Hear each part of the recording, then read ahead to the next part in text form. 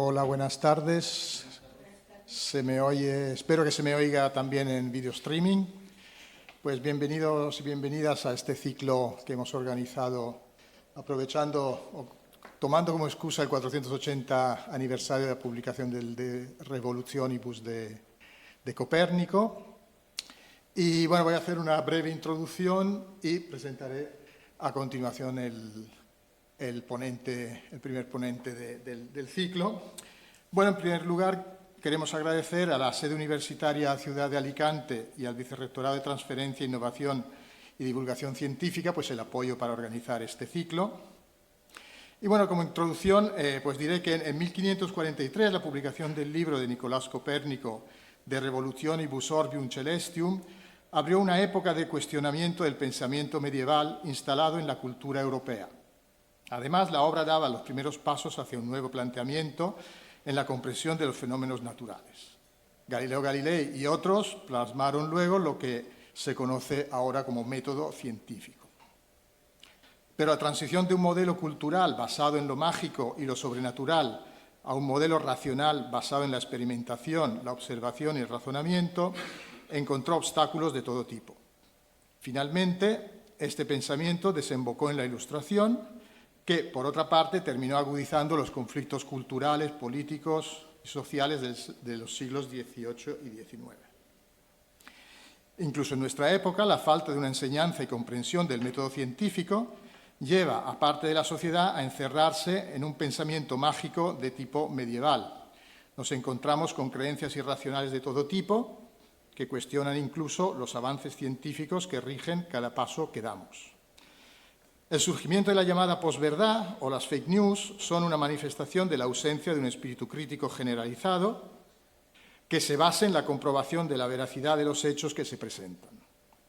El pensamiento crítico, un planteamiento de la sociedad aséptico, laico, con respecto a las creencias más diversas, son condición de posibilidad para que existan las sociedades modernas y para que se realicen sistemas democráticos plenos, de forma que estos garanticen la libertad de pensamiento y expresión real de las personas que conforman esas sociedades. En la primera parte del ciclo recorreremos esta línea de pensamiento por medio de 4 conferencias debate. Comenzamos con una perspectiva histórica sobre el nacimiento del método científico, desde los precopernicanos hasta Galileo, a cargo del doctor Navascués, astrofísico del CAP INTA y además doctor en Filosofía y Letras por la Universidad de Alicante. La doctora Villaver, recién nombrada directora de la Oficina Espacio y Sociedad de la Agencia Espacial Española, ahondará en la revolución reciente del descubrimiento de los planetas extrasolares, imaginados 5 siglos antes por Giordano Bruno. Y justo Bruno fue precisamente víctima de ese negacionismo del libre pensamiento que fue la Inquisición. Nuestro apreciado escritor alicantino Miguel Ángel Pérez Oca introducirá la figura del pensador napolitano. En la segunda parte del ciclo, ya en enero, analizaremos, por medio de la conferencia del doctor Xavier Luri de la Universidad de Barcelona, la relación entre credulidad, ciencia, fake news y método científico. La conferencia mostrará, entre otras cosas, cuán necesario sea interiorizar el método científico como herramienta crítica, incluso, diría más que nunca, en la sociedad actual. Finalmente, como consecuencia inevitable de este recorrido, en compañía del doctor Cuartero de la Universidad de Castilla-La Mancha, subrayaremos la necesidad de una visión objetiva de la realidad natural y social a partir de las enseñanzas de la ciencia. Analizaremos cómo una sociedad basada en el conocimiento debe ser laica en términos de neutralidad institucional con respecto a las libres creencias individuales y cómo estos principios deben plasmarse en una democracia plenamente realizada. Bueno, esto es un poco para introducir el ciclo y, bueno, para empezarlo de verdad, pues hay que introducir al conferenciante de hoy. Entonces, David Barrado Navascués es profesor de investigación de Organismo Público de Investigación, que es un centro mixto del Instituto Nacional de Técnica Aeroespacial, o INTA, y del Consejo Superior de Investigaciones Científicas. Él es doctor en Física, en la especialidad de Astrofísica por la Universidad Complutense de Madrid, desde 1996, y es doctor en Filosofía y Letras, en la especialidad en Geografía e Historia por la Universidad de Alicante en el 2021. Es investigador principal en INTA de MIRI, que es el instrumento para el infrarrojo medio del telescopio espacial James Webb Space Telescope desde el 2002 y coordinador de los fondos para la contribución española al satélite Plato de la Agencia Espacial Europea desde el periodo 2015-2020. Se formó como investigador mediante estancias pre- y postdoctorales en el Harvard-Smithsonian Center for Astrophysics en Estados Unidos, en el programa Fulbright, en el Max Planck Institut für Astronomie en Alemania y en la Universidad Autónoma de Madrid. Entre sus responsabilidades de gestión científico-técnica se encuentran jefatura del Laboratorio de Astrofísica Espacial y Física Fundamental en INTA en el periodo 2008-2010, director del Centro Astronómico Hispano-Alemán del Observatorio del Calar Alto entre 2010 y 2013, director científico de la Unidad Maria de Maeztu, Centro de Astrobiología durante el 2018-2023. Además, ha sido responsable de múltiples proyectos financiados por el Ministerio de Ciencia o por la Unión Europea de manera continuada desde 2002, durante, por lo tanto, 20 años. Además, ha participado en numerosos comités y representaciones internacionales, entre los que destacan Telescope Directors Forum, una alianza de organizaciones que operan telescopios de tamaño intermedio, y en el Comité Ejecutivo de Opticon. Ha sido parte del National Project Managers de MIRI, del Mid-Infrared Instrument del James Webb, como decía antes, Scientific Advisory, el Comité de Asesoramiento Científico del Gran Telescopio de Canarias, el Center Faculty Council de la ESA, la European Space Astronomy. Entre sus reconocimientos se encuentran el premio 2021 a la mejor tesis doctoral en el área de división C de Educación por la Unión Astronómica Internacional, el sello de excelencia Maria de Maeztu como investigador principal de la propuesta, el 10º premio de divulgación de la Fundación para el Conocimiento Madrid+D, el James Webb Space Telescope Significant Achievement Award por la contribución a MIRI, a European Space Agency en 2012 y a NASA en 2011. Sus intereses como investigador se centran en el estudio de las propiedades de las estrellas, especialmente pertenecientes a asociaciones estelares, así como en la búsqueda y caracterización de objetos subestelares y de planetas fuera del Sistema Solar. Todo este esfuerzo observacional ha producido alrededor de 300 artículos en revistas internacionales con árbitro, con un factor de impacto de 75, factor H. Compagina su labor como astrofísico con investigaciones en el área de la historia de la ciencia, la literatura y una intensa actividad como divulgador. Ha publicado varios libros de diversas temáticas que van desde la astrobiología y el impacto de los seres humanos a diversas escalas, como la interacción entre ciencia y cultura en la edad de los descubrimientos. Finalmente, es y ha sido colaborador asiduo de diversos medios escritos como El Mundo, El País, Telefónica, Telos, en Radio Nacional de España, la sección del Marcapáginas, Premio Antena de Plata 2018, o digitales, como por ejemplo BBVA Open Mind y The Conversation. Por lo tanto, como veis, un extenso currículum, no obstante su relativamente joven edad. Bueno, pues creo que a este punto mejor que dejemos la palabra a... Bueno, ya no tan joven, pero...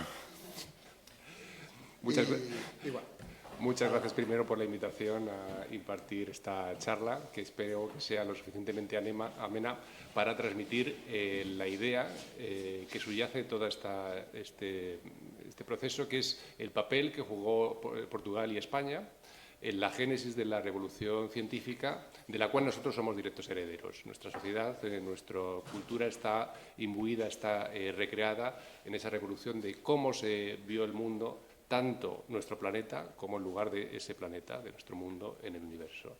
Y como bien ha dicho él, en el siglo XVI culmina, o por lo menos hay un libro que cambia el paradigma, que ya venía de atrás la idea, el concepto del heliocentrismo. Primero se genera en la Grecia tradicional, pero que en ese momento Copérnico, cuando publica, que por una parte fue bastante cauto, porque la primera idea, cuando él establece su programa de ciencia, lo publica más o menos en 1516, no se sabe exactamente, en un libro que se distribuye de forma manuscrita, de Commentarioibulus, y que tardó 35 años en plasmar en un texto ya impreso, con matemáticas. El primero era un programa científico donde describía su idea heliocentrista, pero no será hasta 35 años después que publicará. En parte por los miedos a la autoridad, en parte porque era una persona bastante cauta. Y respecto a también el comentario de Giordano Bruno, que fue ajusticiado por la Inquisición romana, no era la primera vez. De manera sistemática, los intelectuales o los eruditos se han enfrentado a diferentes tipos de condena. Por ejemplo, los griegos la se veía que era la condena por impiedad. Y, de hecho, si recuerdo correctamente, Aristóteles abandonó al final de su vida, no sé si fue Aristóteles, no, creo que sí, pero lo que dijo es que, pensando en el suicidio forzado de Sócrates, declaró que no iba a permitir que los atenienses una vez más atentaran contra la filosofía, ¿no? Entonces es una muestra más de cómo la libertad de pensamiento es un bien muy preciado que siempre hay que proteger y no se consigue, no es un bien que sea permanente, es una defensa, igual que la democracia, que se tiene que mantener a cada momento, en cada paso. Pero en cualquier caso, pasando ya al contenido de esta charla, voy a mostrar muchos mapas, voy a hablar mucho de exploración geográfica, porque una de mis interpretaciones del proceso es que la ruptura de esa imagen medieval del hombre culto tiene mucho que ver con el cambio de paradigma geográfico. Voy a intentar ilustrar ese proceso y les voy a acompañar con una serie de mapas y una serie de diagramas, alguno de ellos un poquito complicado, pero que muestra también la complejidad del mismo proceso. Hay una frase que se atribuye a Alfonso X el Sabio, en mitad del siglo XIII, sobre la complejidad de los modelos que se utilizaban en ese momento para describir el movimiento de los astros en el cielo. Realmente, una vez que alguien se fija en lo que está ocurriendo en la esfera celeste, se percata que los planetas se mueven en órbitas extrañas. Cuando las estrellas son muy regulares, el ritmo de las estaciones nos marca el tiempo, o del Sol nos marca el transcurso diurno-nocturno. Los planetas, hay 5 objetos que desde la antigüedad marcan un transcurso totalmente diferente. Y ser capaces de describir ese movimiento requiere unas matemáticas relativamente complejas, de hecho muy complejas, aunque la revolución científica tiene que ver con la simplificación de la descripción de ese movimiento y, como digo, es uno de los argumentos, una de las necesidades que llevaron a esa revolución científica del siglo XVII. Y todo esto, en realidad, está plasmado en una tesis que defendí en 2021 en esta universidad, cómo la imagen, el conocimiento del hombre, del ser humano, de lo que está en el propio planeta, los continentes, la descripción geográfica de los continentes, y entender qué papel juega en nuestro propio planeta dentro de ese cosmos, es lo que se llamaba cosmografía. Es una ciencia que ha existido prácticamente hasta el siglo XVII, porque es la unión de geografía tradicional, más descriptiva, y la astronomía matemática.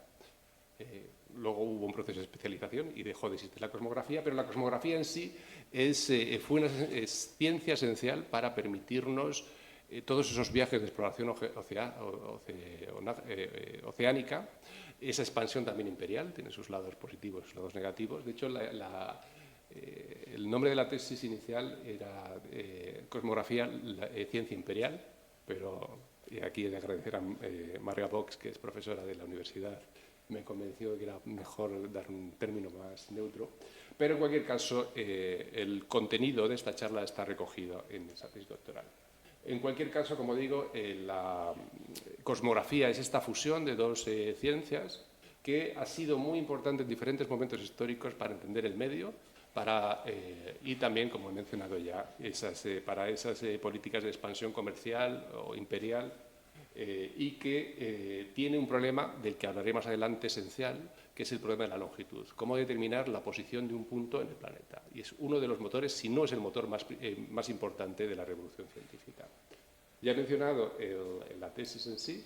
Este año, este verano, he publicado la parte inicial, la parte intermedia de la tesis en Springer, porque también uno de los objetivos de esta tesis era mostrar, como he mencionado, el papel de Portugal y España, pero sobre todo también intentar explicar al mundo anglosajón, que sigue teniendo cierto sesgo desde mi punto de vista, contra las aportaciones científicas de España, de Portugal en menor medida, pero sobre todo de España, porque también nosotros pensamos que el papel de la ciencia en el siglo XVI en España era despreciable o era mínimo.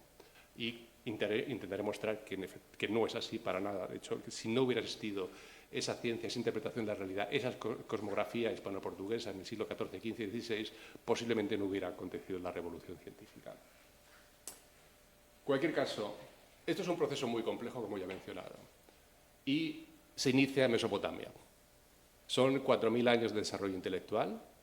De hecho, en general, en cualquier libro de historia de la ciencia, cuando se menciona Mesopotamia, cuando se menciona un poquito más a Egipto, es como de pasada. Se dice que Mesopotamia, la ciencia de los babilonios, tuvo una cierta influencia en Grecia, pero que la ciencia como tal, o el inicio del pensamiento racional, empieza en Grecia, en la Hélade, desde mi punto de vista. No me gusta utilizar la palabra Grecia para referirme a esa región en la antigüedad, pero en cualquier caso, por comodidad, a veces utilizaré Grecia. En cualquier caso, hay un proceso de transferencia de conocimiento. En Babilonia, ya a principios del segundo milenio antes de nuestra era, hay un conocimiento, hay un inicio del conocimiento del cosmos, tanto a nivel geográfico como astronómico, muy importante. Se realizan las primeras observaciones astronómicas a partir del año 1800 antes de nuestra era aproximadamente, con descripción del movimiento, por ejemplo, de Venus.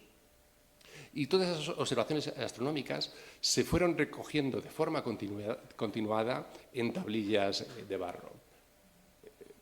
De manera sucesiva hay una serie de desarrollos, a pesar de que la historia de Mesopotamia es sumamente compleja, con multitud de estructuras políticas que se van superponiendo en el tiempo. Hay una continuidad cultural, utilizando el mismo idioma, tanto el sumerio como el acadio, durante más de 2000 años de historia. Piénsese que esto es mucho más tiempo que nuestra propia civilización. A veces no somos conscientes de que Occidente es una parte mínima de la historia del pensamiento mundial. En cualquier caso, ya durante el Imperio Persa se produce una matematización de esas observaciones. Crean unos modelos matemáticos bastante sofisticados para entender cómo se mueven los planetas, sobre todo la Luna y el Sol. Y son capaces, de hecho, de predecir los eclipses lunares. Unas tablas bastante complejas para interpretar lo que está ocurriendo en el cielo. No lo llamamos ciencia como tal, o a veces hay autores que lo llaman ciencia astral, porque es una mezcla de astronomía desde el punto de vista más científico y de la astrología. Sus necesidades tenían que ver también con la importancia de predecir lo que va a ocurrir tanto a nivel de estructura estatal, de lo que le ocurrirá al rey o al país, como posteriormente a los individuos. Pero en cualquier caso hay una serie de avances científicos que se van a trasladar también al mundo grecorromano de una forma bastante compleja, con una estructura que he intentado trasladar en este gráfico, como desde diferentes imperios, diferentes estructuras políticas, en diferentes momentos, esa información se va trasladando hacia el oeste, hacia la Hélade. No tenemos evidencias directas de este proceso, como tampoco tenemos evidencias directas del proceso inverso, porque tras la conquista del Imperio Persa por parte de Alejandro Magno, hay un intercambio en ambas direcciones que ha dejado unas consecuencias, pero no conocemos cómo fue el detalle. En cualquier caso, como digo, se produce ese intercambio de información, se produce una génesis de las constelaciones, no voy a describir el proceso, como las constelaciones conocidas en la antigüedad, que tienen su importancia, van a tener una importancia posteriormente, entre otras cosas para describir el movimiento de los astros, para resolver el propio problema de la longitud.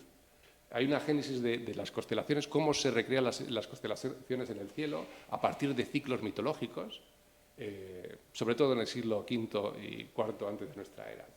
Pero en cualquier caso, este es el gráfico más complejo que voy a mostrar. Lo que ilustro en este gráfico, a ver si, es como diferentes escuelas de pensamiento de la antigüedad que aparecen en diferentes puntos geográficos, primero en la costa de Anatolia, en lo que es ahora Turquía, pero se van difundiendo por todo el universo geográfico helénico, pero hay una escuela, la escuela más importante es la de Atenas, donde lo que podemos ver, y esto es característico de Occidente, tanto en la antigüedad como en la actualidad, hay una transferencia continuada del conocimiento, hay unos flujos directos, estos son relaciones maestro-estudiante directas, y durante prácticamente 1000 años se produce, de hecho un poco menos, porque bueno, se mantienen esas escuelas de pensamiento que transmiten la información de manera análoga como ha sucedido en Occidente desde la fundación de las universidades. Como digo, desde mi punto de vista, es un fenómeno específicamente occidental que no se da, por ejemplo, en Islam, que también voy a hablar un poco de la civilización islámica y la aportación, sobre todo de Al-Ándalus. En cualquier caso, todo este proceso, toda esta generación de conocimiento se va a mantener hasta cierto punto, hasta prácticamente el siglo V, donde hay una ruptura no solo por la desaparición del Imperio Romano de Occidente, sino por hay un proceso de simplificación anterior, de hecho. En cualquier caso, durante esos cientos de años se produce un conocimiento, un desarrollo intelectual que les permitía entender su cosmos, con un ordenamiento de los planetas que, según ellos, orbitaban alrededor de la Tierra, en un sistema geocentrista. Esta tabla también ilustra diferentes pensadores de aquella época y la evidencia que nosotros tenemos de su pensamiento. Lamentablemente, de la mayor parte de los autores de la antigüedad clásica no existen evidencias directas, solo citas posteriores, incluso muy posteriores, con lo cual, por ejemplo, cuando tenemos una cita de lo que decía, a ver si lo veo, Pitágoras, son citas, Aristóteles es uno de los grandes compiladores, pero suelen ser citas muy posteriores, o sea que hay que asumir que la persona que está citando a Pitágoras reproducía de manera textual lo que dijo Pitágoras en su momento. Es también un problema de transferencia de conocimiento. En cualquier caso, esta es la imagen que queda de la ordenación, la cosmología que se va a trasladar en todo el tiempo, prácticamente va a dominar toda la Edad Media y que va a romper Copérnico con la publicación de Revolutionibus en 1643. Y hay un ganador en toda esta historia de eruditos, una persona que va, desde mi punto de vista también, aunque no le reconocemos su papel, es posiblemente uno de los intelectuales que más ha influido no solo en la historia de Occidente, sino también en la cultura islámica y en la India, con su cosmografía, tanto en su concepción del cosmos, de la ordenación de planetas y la posición de la centralidad de la Tierra en esa cosmología, como su geografía. Claudio Ptolomeo es un intelectual, un gran compilador de información que vivió en el siglo II de nuestra era en Horizonte de Alejandría. No sabemos si trabajó en la biblioteca, pero sí que utilizó esa información, que compila una inmensa cantidad de datos y que escribe algunos de los textos más esenciales en el desarrollo del pensamiento. Uno de ellos es el Almagesto, que es, según lo llamaban los árabes, que es el canon de la astronomía, hasta, de hecho, Revolutionibus. De hecho, Copérnico copia la estructura del Almagesto para crear de Revolutionibus. Lo único que cambia, de hecho, pero la estructura es la misma, es la posición del Sol respecto a la Tierra. Otro de los libros más importantes es Geografía, que, como mostraré, fue utilizado como estructura para incorporar todos los descubrimientos portugueses y españoles a final del siglo XIV, sobre todo del siglo XV, y desafortunadamente tiene un libro que ha tenido gran influencia, que es el Tetrabiblos, que es un libro de carácter astrológico y que fue fundamental también en diferentes culturas para desarrollar esa pseudociencia. Entre otros muchos libros, no solo he escrito de estos. Pero en cualquier caso ya he mencionado el proceso de desaparición de información o de simplificación de información que sucede desde el siglo III, pero sobre todo en el siglo IV o V, donde se tiene una visión bastante compleja, por ejemplo, de la geografía. Esta es una reinterpretación de la geografía de Claudio Ptolomeo. Ptolomeo, en su libro Geografía, lista varios miles de localizaciones alrededor del Mediterráneo y fuera del Mediterráneo con coordenadas geográficas, y poniendo esas coordenadas geográficas en alguno de los sistemas de coordenadas que él describe y que inventa, de hecho, somos capaces de recrear estos mapas.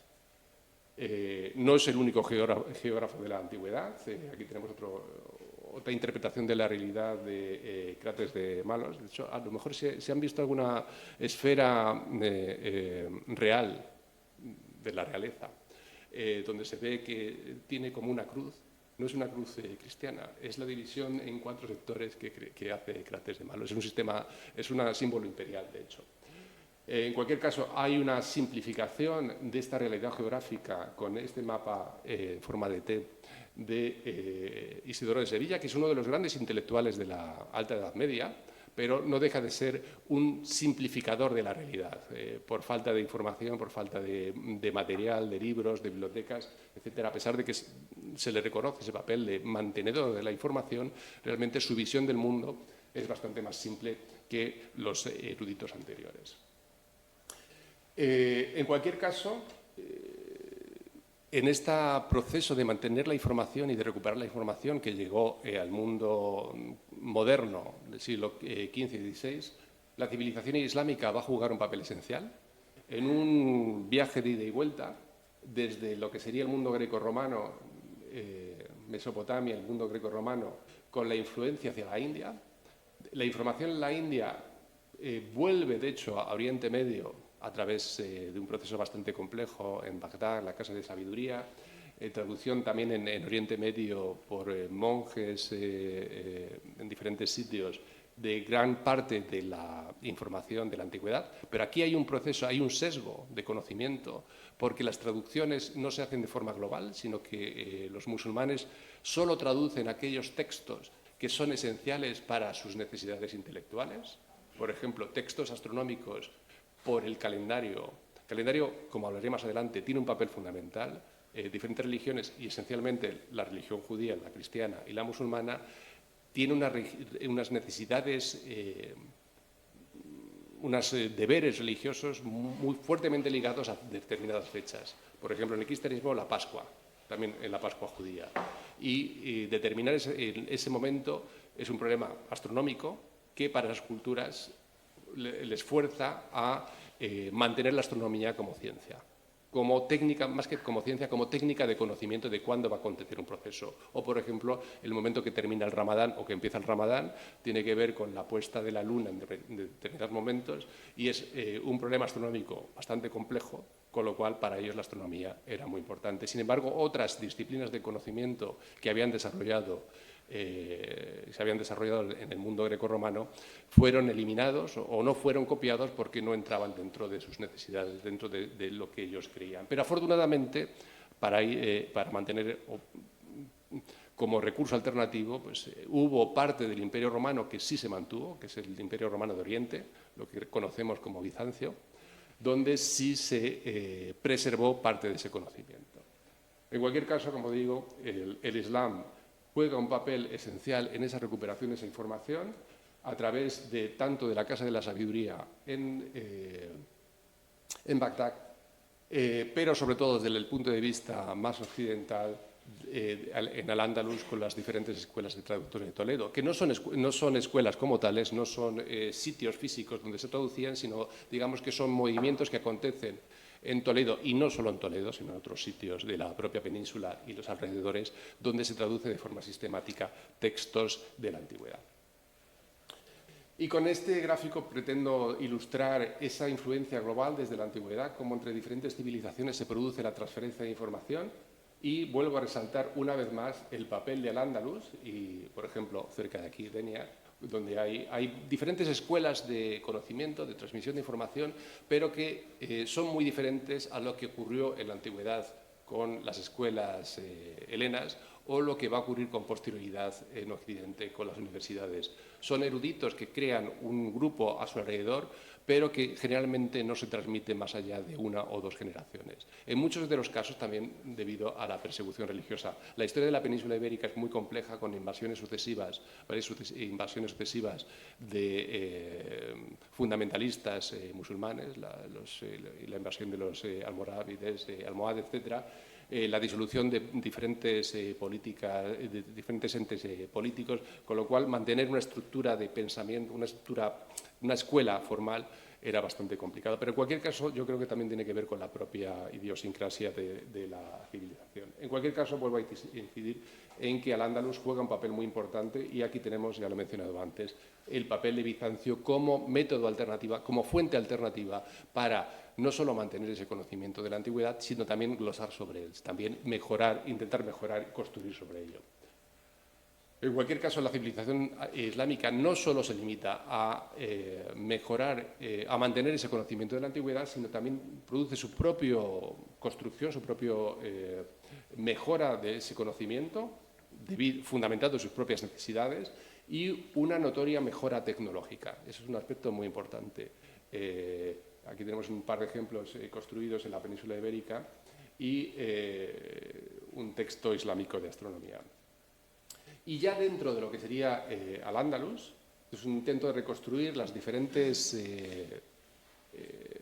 escuelas o los diferentes hitos importantes, los diferentes intelectuales, cómo se relacionan entre ellos a lo largo del tiempo y cómo toda esa información, todo ese reconocimiento de la cultura de la antigüedad y también su propia creación intelectual en diferentes ámbitos, no solo de astronomía, en medicina, etcétera, se va transmitiendo entre diferentes localizaciones y va alimentando en buena medida esas escuelas de traductores. Se vierte desde el griego y en menor medida el latín a diferentes idiomas. Tenemos traducciones de traducciones de traducciones, porque además, por ejemplo, en Bagdad no se vierte desde el griego y el griego hay varias versiones de griego.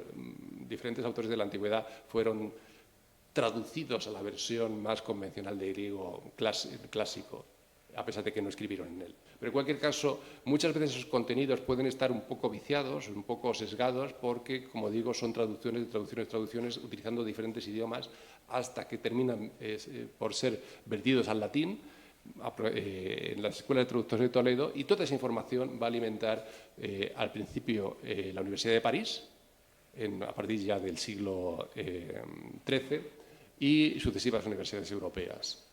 En cualquier caso, de forma limitada, porque el flujo de información no va a ser completo hasta prácticamente el siglo XV, entre otras razones por la conquista de Constantinopla por parte de los turcos a mediados del siglo, donde en el momento en que se produce una emigración de manuscritos, o un expolio incluso, de manuscritos de diferentes bibliotecas en Constantinopla, que terminará alcanzando Europa occidental. En cualquier caso, la visión cosmográfica, la visión del mundo que tenían los árabes, los musulmanes más que los árabes, era bastante más compleja que la que se tenía en Occidente. Esto es un mapa, una reconstrucción de un mapa de la época, que tiene la particularidad de los mapas islámicos, que están al revés respecto a nuestros mapas tradicionales. Esto es la península ibérica, esto es Europa, esto es la península de Arabia, esto es África.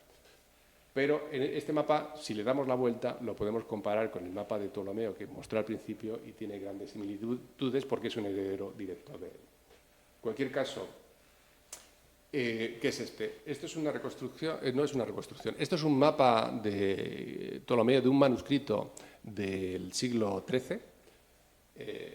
La historia de este manuscrito es fascinante desde mi punto de vista y, como he dicho antes, en geografía fue utilizado para incorporar todo el conocimiento de portugueses españoles y posteriormente de otros navegantes a la construcción de un mapa mundi moderno. Entre otras particularidades que tiene una notable influencia en la historia es que la longitud del Mediterráneo, según este mapa, son 62 grados, si recuerdo correctamente, cuando el Mediterráneo mide un tercio menos. Eso tiene unas consecuencias muy importantes sobre cómo alcanzar Asia navegando hacia el oeste, porque incluso Aristóteles ya lo había dicho, según esta concepción del mundo, Asia, de hecho, Asia estaría mucho más cerca, pero además en la antigüedad se habían hecho una serie de determinaciones del tamaño del planeta.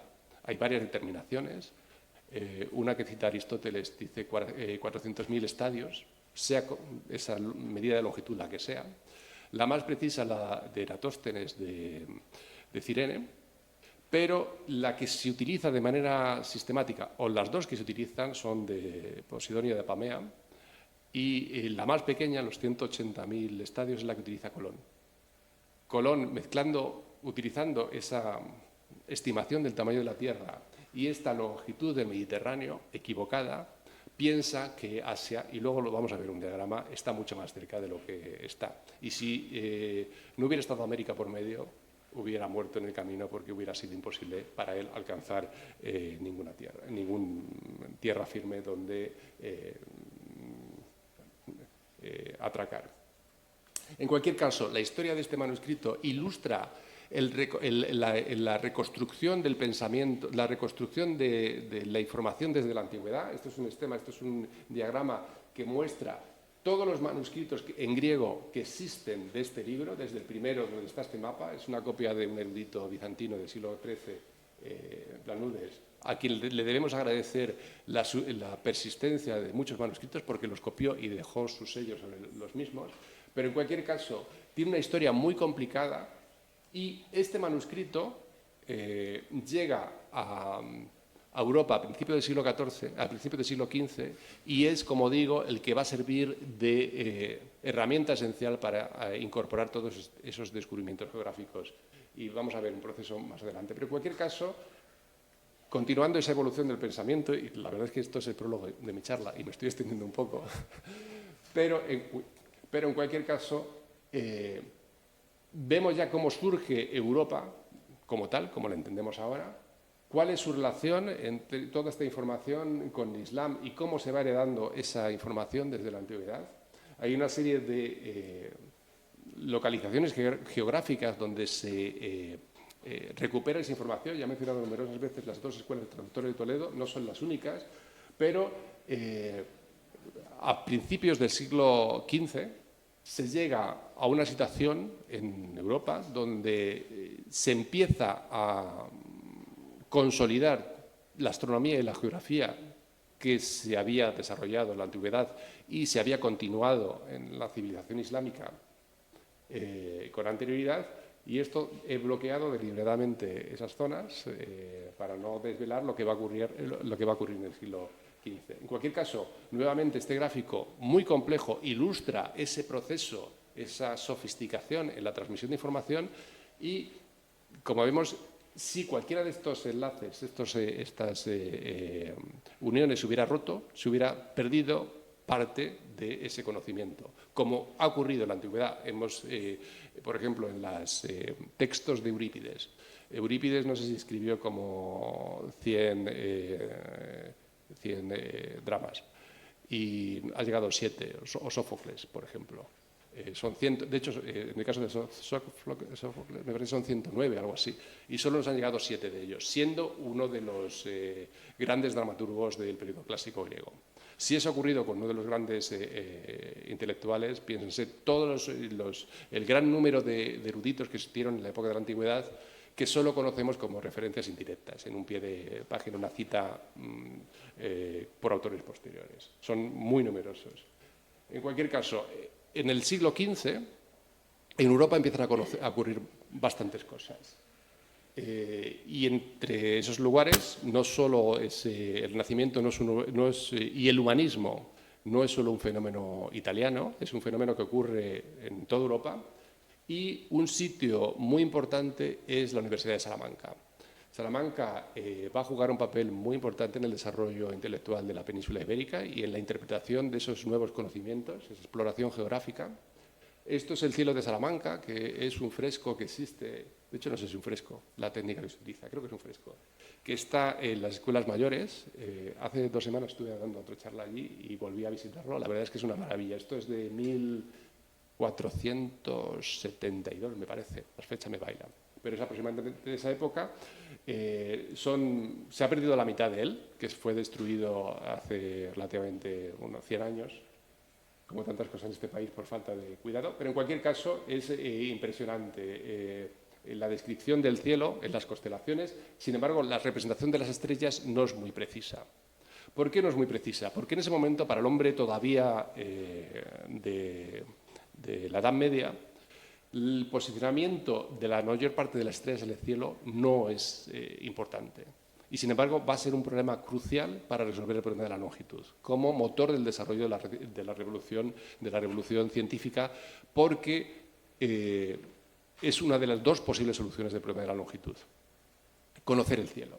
Y allí en la propia universidad, esto es una colección de libros de astronomía, o un libro del siglo XVI de Pedro Apiana, por ejemplo.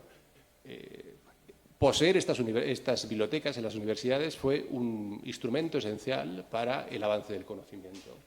Y eso, de hecho, lo he repetido en numerosas ocasiones: mantener las bibliotecas, sean tradicionales o sean más modernas, de un modo u otro, mantener el conocimiento de un modo transmisible es esencial. A lo largo de la historia de la humanidad ha habido sesgos culturales, ya he mencionado alguno, como el de la civilización islámica. Ahora estamos asistiendo a nuevos sesgos al cambiar de soporte físico del conocimiento, y si copiamos solo lo que nos importa en este momento, vamos a producir una pérdida de conocimiento, porque no sabemos los intelectuales o la gente normal del futuro lo que querrán saber del pasado. O sea que los sesgos de la copia también son muy importantes. En cualquier caso, hay una serie de avances que se producen también de manera paralela. Los portulanos, los mapas detallados de las costas que empiezan a aparecer en ese periodo, a final del siglo XIV, principio del siglo XV, van a ser esenciales también para hacer mapas cada vez más detallados. Son mapas que ya se hacen con herramientas matemáticas, con una descripción mucho más precisa.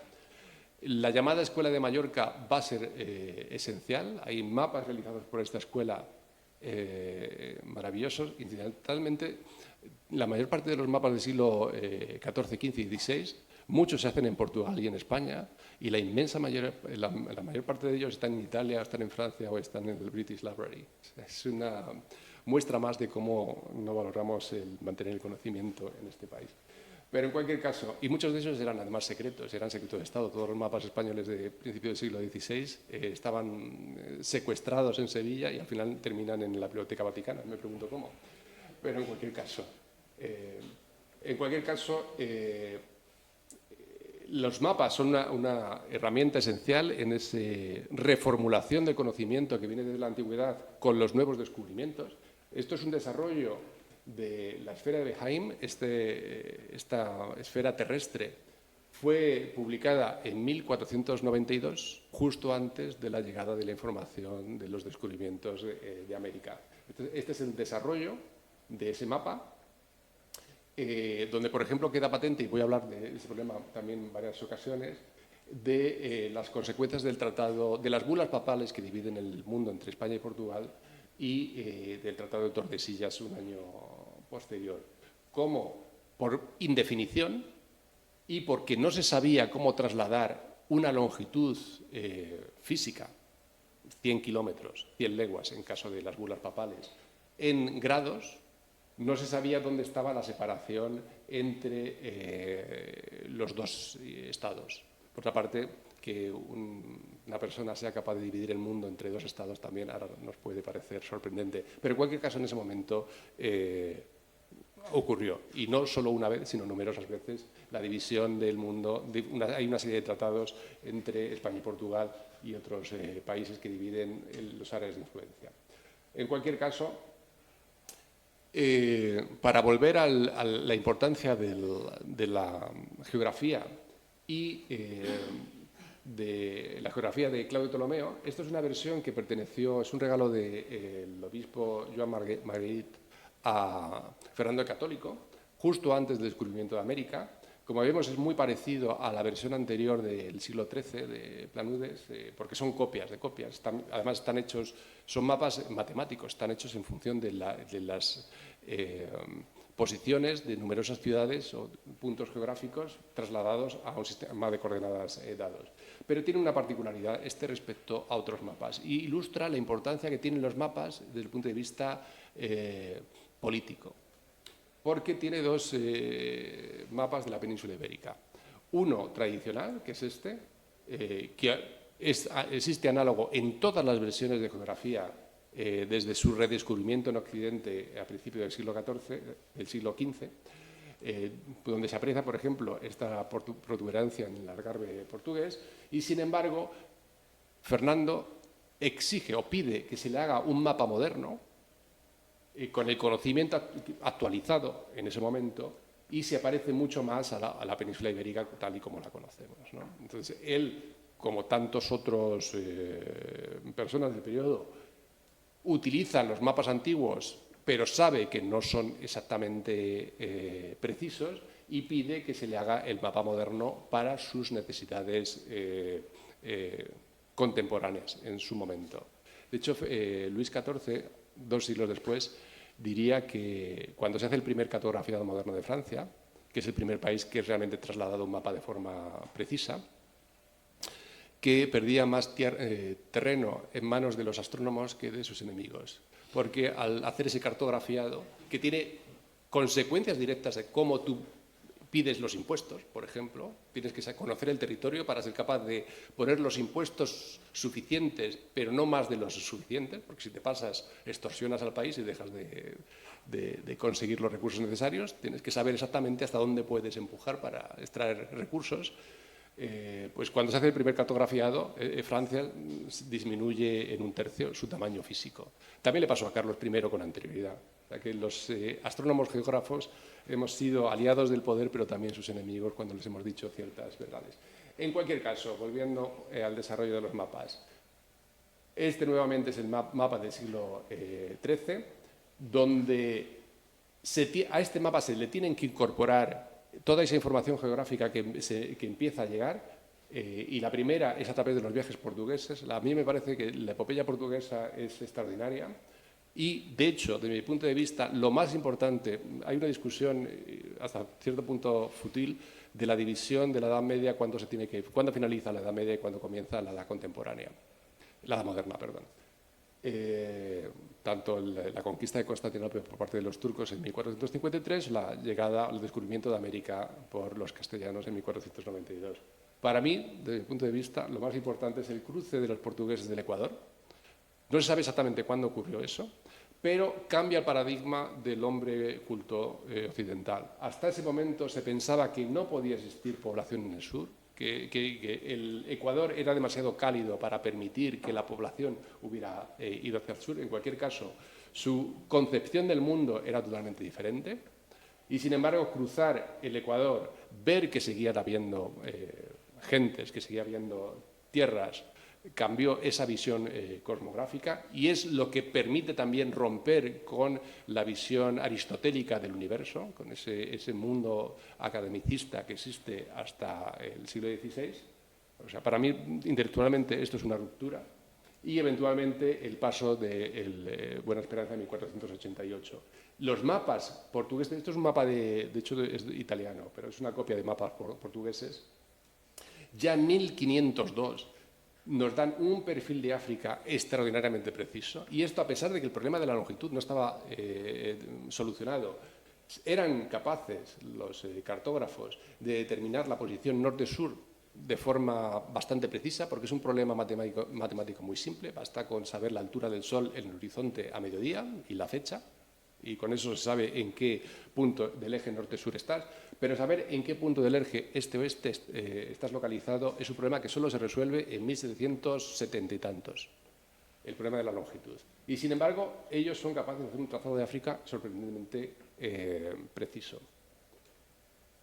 Y ello implica también un conocimiento de las constelaciones. Estas son las constelaciones del norte, son grabados de Durero, de 1515, donde en los viajes hacia el sur implican también la incorporación de nuevas constelaciones que se están utilizando en esas navegaciones. Son referencias esenciales para saber cuál es tu ruta, cuál es tu derrota, y se empiezan a incorporar, algunas ya eran conocidas por los musulmanes, porque ellos sí que habían estado navegando durante varias centurias por el Océano Índico, y de hecho esta información es utilizada por los portugueses para llegar a la India con posterioridad. Y además en Portugal, sobre todo en Portugal, se produce una notable mejora de la instrumentación, y aquí he de decir que la instrumentación siempre ha sido esencial en el avance científico. Ahora, por ejemplo, tenemos el nuevo telescopio espacial, James Webb, y está produciendo descubrimientos sorprendentes, extraordinarios, porque nos abren nuevos horizontes al conocimiento. Es la técnica la que a veces permite que se produzcan esas revoluciones intelectuales. Y en el caso, por ejemplo, de la revolución científica también, del conocimiento astronómico de principios del siglo XVII, será la continuidad de las mejoras de esta instrumentación, aunque a nosotros nos pueda parecer, por ejemplo, una bastilla. Esto sirve para determinar la altura del Sol sobre el horizonte. Nos puede parecer un instrumento muy sencillo, pero con esto portugueses y españoles recorren el mundo. O sea, que es que hay que ponerlo en perspectiva. En cualquier caso, toda esa mejora permite las grandes exploraciones ibéricas. Esto es un mapa posterior, pero en cualquier caso refleja el conocimiento del Atlántico en esas travesías españolas, en el proceso de conquista de América, y la parte comercial, que en cierta medida también era tan importante. Pero uno de los, y esto lo he mencionado al principio, no somos conscientes muchas veces que los manuales cosmográficos, los manuales de navegación del siglo XVII y principios del siglo XVI y principios del XVII son manuales españoles. Aquí hay una colección de ellos, el arte de navegar, por ejemplo. Bueno, hay varios artes de navegar de varios autores españoles. Son los manuales que se traducen a numerosas lenguas europeas, que son los manuales que se están utilizando, y por ejemplo el pirata Drake, porque fue un pirata, el pirata Drake utiliza manuales españoles para navegar en el Pacífico y atacar las posesiones españolas. O sea, la información técnica astronómica más sofisticada del momento es española. O sea, no vivimos a una sociedad con sus luces y sus sombras. Por ejemplo, Felipe II no era un príncipe oscuro dominado por la Inquisición. Era una persona que tenía, desde mi punto de vista, un peso muy grande, que era su padre, la herencia que mantenía de su padre, con un imperio con numerosos frentes, pero era un príncipe renacentista. Y, como tal, también era un príncipe, un rey al que la información, la ciencia le preocupaba en mucha medida. O sea, que no era un soberano que estaba deseando quemar brujos. En cualquier caso, volviendo al tema, como digo, los manuales de navegación son españoles, esencialmente españoles, y con esos manuales, portugueses, españoles, holandeses, una vez que se produce, bueno, incluso antes de la independencia de los Países Bajos, de la corona hispánica, son capaces, esto nuevamente es el desarrollo de Behaim, puesto dos veces para que se vea dónde estarían, por ejemplo, el continente americano, las diferencias en longitudes del propio Pacífico frente a el conocimiento que existía ya a principios del siglo XVI, el mapa de Cantino, donde el perfil americano está bastante bien trazado, y ya mencionado, el africano es extraordinario.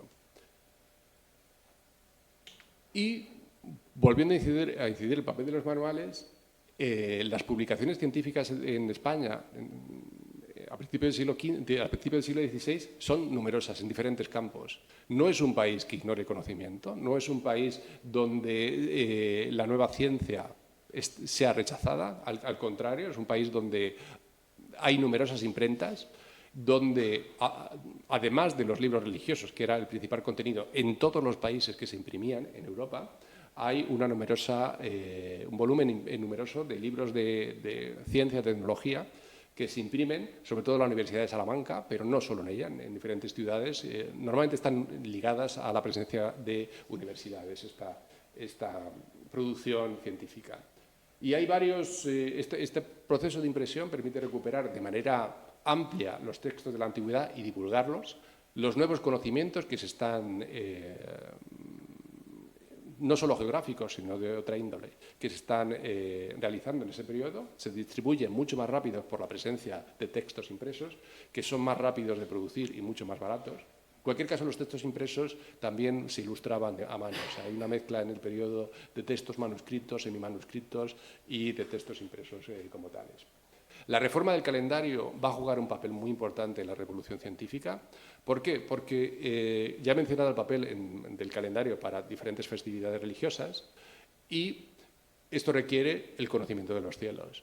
Pero estos calendarios estaban fundamentados primero en la reforma juliana que realiza Sosígenes para Julio César en el siglo I antes de nuestra era y en tablas, esencialmente las tablas alfonsinas del siglo XIII, que van acumulando cada vez más y más errores y que producen situaciones complicadas a la hora de determinar cuándo va a ser la Pascua, por ejemplo, o desde el punto de vista geográfico también la indeterminación de diferentes localizaciones. Hay desde ya la Baja Edad Media diferentes, más que propuestas, diferentes llamadas a intentar resolver el problema, pero muchos especialistas dicen que la propuesta que se adopta de reforma del calendario gregoriano en 1582, que se formula en 1577 por un jesuita italiano, en realidad está fundamentada en la propuesta de la Universidad de Salamanca de 1516. Y de hecho hay constatación de documentación en el Vaticano donde está textualmente el informe. O sea, que posiblemente utilicen la reforma del calendario gregoriana es una reforma de la Universidad de Salamanca.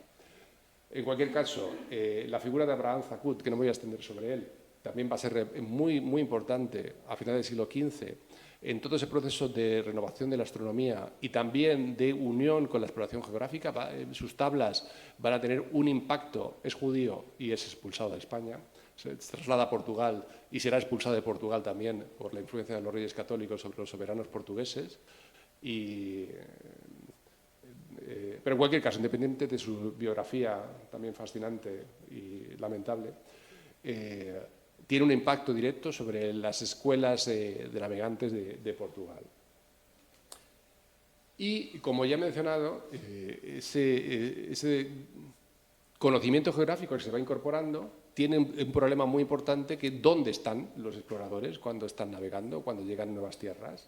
Y tiene otro problema geopolítico, que es España y Portugal se han repartido el mundo y han puesto una línea imaginaria que no saben dónde está. Son una serie de bulas papales de Alejandro VI, que es un papa de origen español, no es de extraño que favoreciera también la corona castellana, que pone un límite de 100 leguas a partir de un punto indeterminado en la costa africana o en las islas españolas o las islas portuguesas, no determina muy bien a partir de dónde tiene que contar, pero en cualquier caso, al año siguiente, en 1494, se firma el Tratado de Tordesillas. Los portugueses ganan 270 leguas, a la corona castellana le daba igual porque presumiblemente no había nada, era el océano Atlántico. Se equivocaron dramáticamente porque estaba Brasil en el camino, pero en cualquier caso se establece ese límite, pero como las 100 o 370 leguas hay que trasladarlas en arcos, en un arco, unos grados, para eso convertirlo en un mapa, porque es imposible medir con 1 metro en el mar. Pero, sin embargo, sí se puede saber en qué posición en grados, en principio, de manera teórica, se está. Pues aquí hay una serie de resoluciones de lo que sería el Tratado de Tordesillas, dependiendo de diferentes interpretaciones, sobre lo que es la costa del norte de América del Sur. O sea, en ese momento había una indeterminación extraordinaria sobre cuál era la separación entre ambos poderes. Y luego también está el problema del contrameridiano.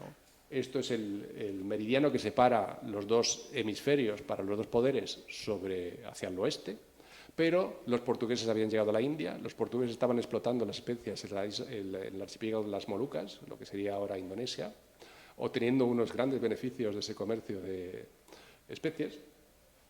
Y, por supuesto, la corona ya española en ese momento, con Carlos I, quiere acceder a esos recursos. Magallanes le convence que pueda acceder desde el continente americano. Se lanza una aventura y, sorprendentemente, llega a las Molucas.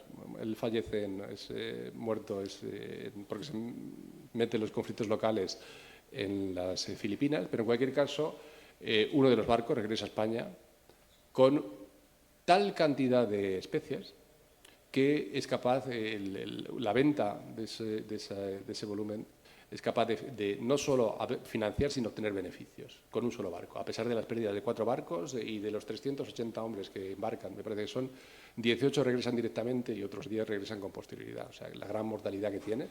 Y a pesar de eso, a pesar de la gran mortalidad de todas estas expediciones, de manera recurrente vuelven otra vez a hacerse la mar y a explorar el Pacífico. De hecho, Elcano muere en el Pacífico años después en otra expedición. O sea, que eran hombres que realmente sentían la llamada del mar y de la exploración. En cualquier caso, la determinación de contrameridiano, la separación entre los territorios de España y Portugal al otro lado del mundo es sumamente importante. Y por eso se establece el Tratado de Zaragoza de 1529. Este tratado, curiosamente, sigue teniendo vigencia, aunque ha sido abolido por otros tratados con posterioridad, pero sigue teniendo consecuencias.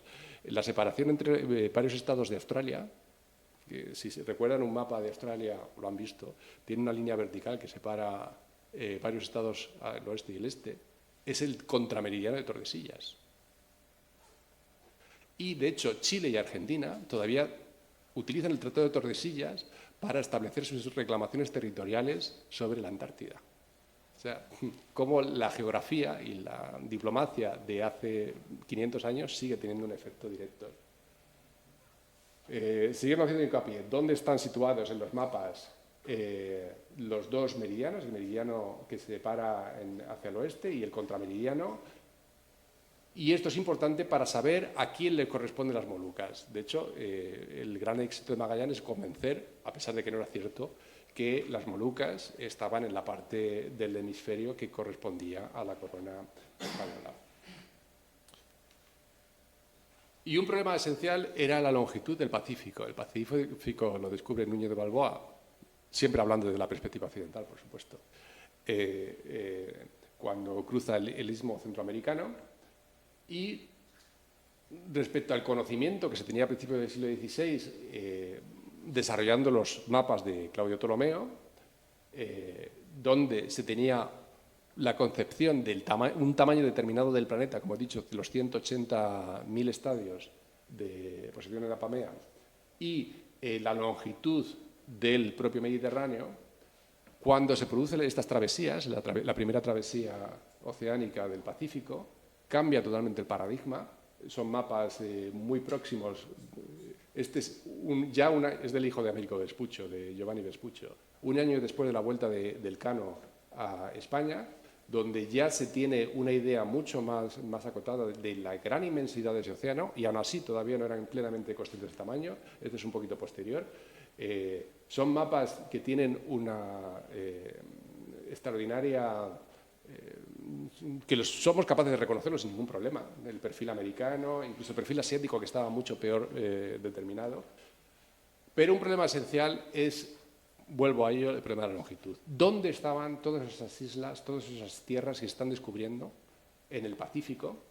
Y muchas veces están colocadas al azar. Esto es un mapa holandés. Los holandeses también han sido, no quiero criticarlos demasiado, han sido piratas, consiguen la información del Índico y del Pacífico robándola, un personaje muy curioso en Goa, a los portugueses. Pero muchos de estos fenómenos son dignos de una novela. La verdad es que deberíamos explotarlos más, porque son personajes muy novelescos que viven vidas de grandes aventuras. En cualquier caso, todos los monarcas del momento, pero sobre todo los grandes señores del periodo, Carlos I, Felipe II, no olvidemos, Felipe II se convierte en Felipe I de Portugal en 1580, cuando hereda la corona portuguesa, por decisión nefasta de su sobrino Sebastián de invadir Marruecos, y fallece allí, sin herederos. Felipe III es Felipe II de Portugal, son los monarcas de lo que se llama monarquía hispánica, y necesitan una navegación segura y un conocimiento preciso de sus tierras, cómo llegar a ellas, cómo controlar esos dominios. Y para ello ofrecen numerosas recompensas para resolver el problema de la longitud, como determinar la posición de un punto geográfico en el planeta.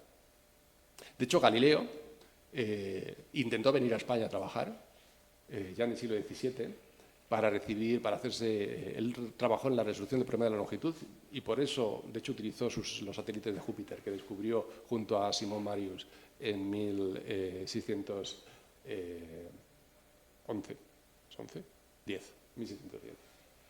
En cualquier caso, ya he mencionado la cuestión de los desarrollos técnicos y los manuales de navegación y, de hecho, al Pacífico se le ha denominado el lago español porque realmente solo buques españoles, salvo Drake en una ocasión, navegaban por todo ese inmenso océano.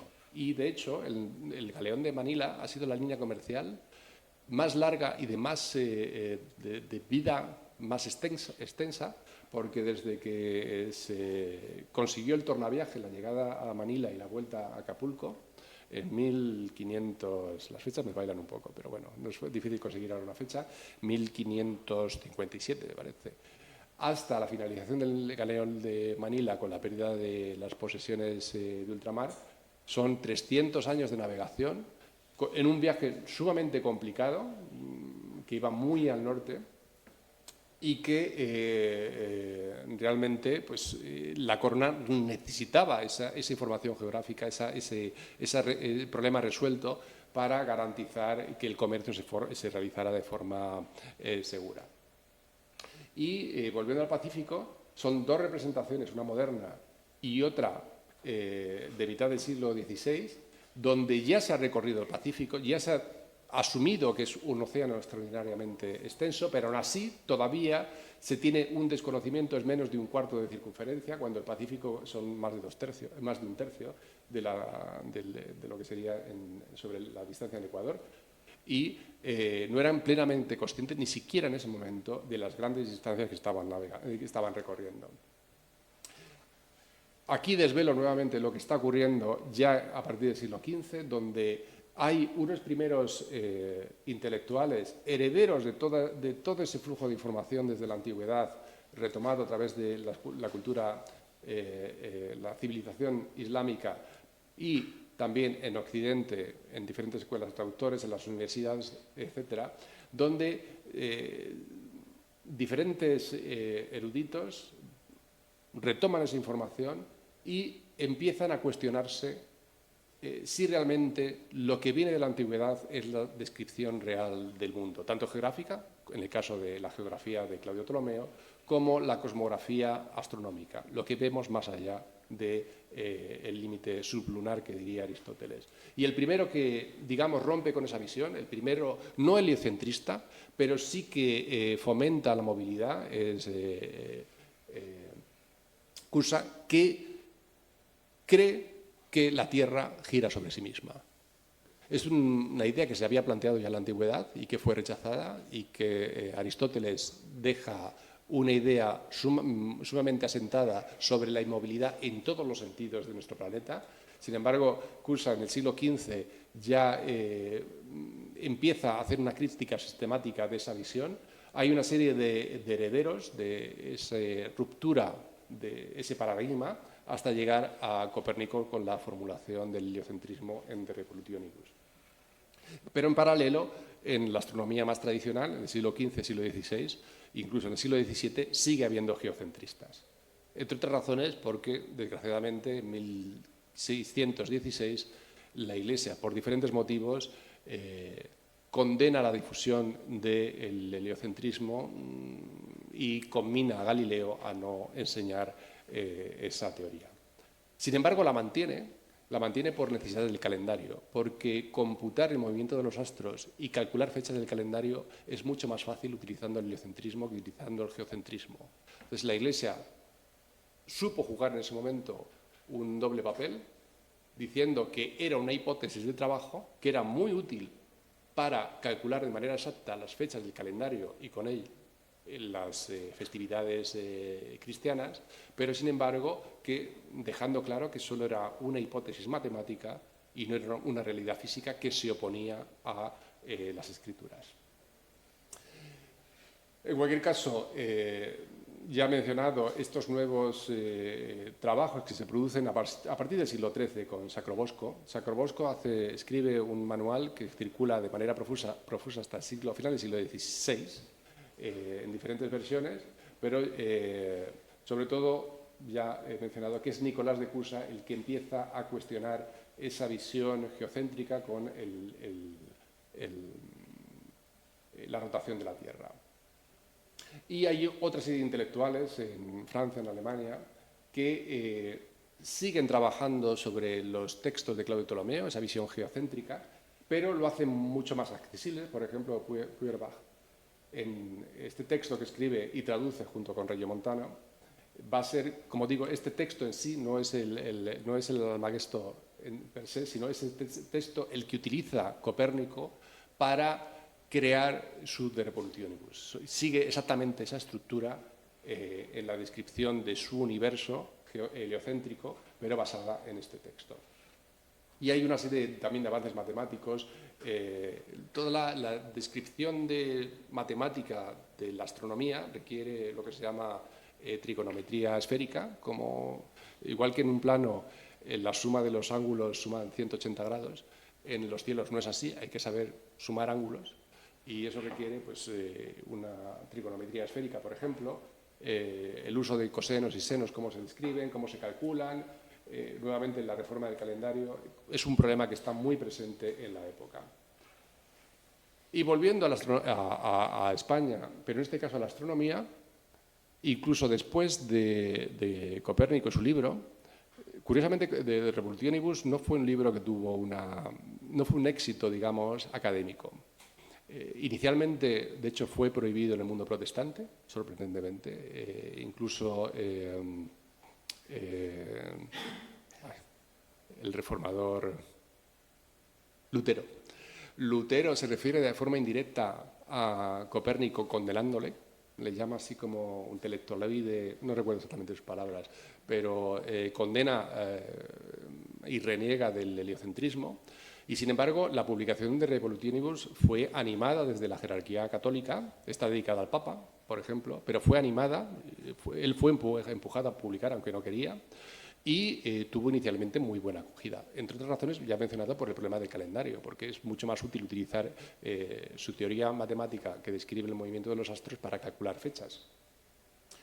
Y ya en la segunda mitad de ese siglo, del siglo XVI, se produce una serie de eventos en el cielo que van a ayudar a romper la idea aristotélica. Uno de ellos fue la supernova de 1572, asumido como una estrella nueva, una supernova, una explosión, el final de una estrella, que es un fenómeno que produce una fenomenología muy característica. Aparece una estrella superbrillante, mucho más brillante que la luna llena. Estuvo durante varios meses en el cielo, fue observada, por supuesto, por todo el mundo, porque era imposible ignorarlo.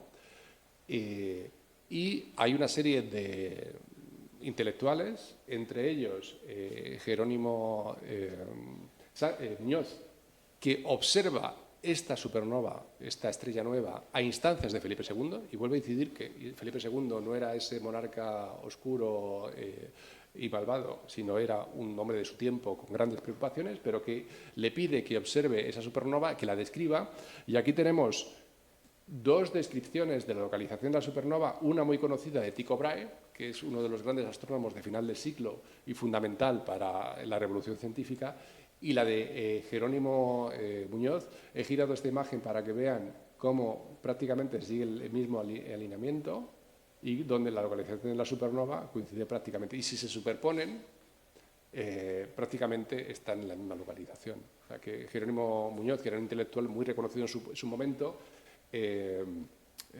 hace unas observaciones que, de hecho, han sido utilizadas con posterioridad, pero que no tienen el mismo impacto en Occidente. Primero, porque el libro está escrito en español, no en latín, que era el idioma de la ciencia del momento, y luego porque también sí que es, no atacado, pero sí cuestionado por la jerarquía católica, y a partir de ese momento él adquiere un perfil mucho más bajo, prefiere no meterse, a pesar de que tiene la protección del monarca, de Felipe II. Sin embargo, otro sacerdote intelectual un poco posterior, Diego de Zúñiga, publica un texto de carácter teológico para intentar interpretar los nuevos conocimientos astronómicos, In Job Commentaria.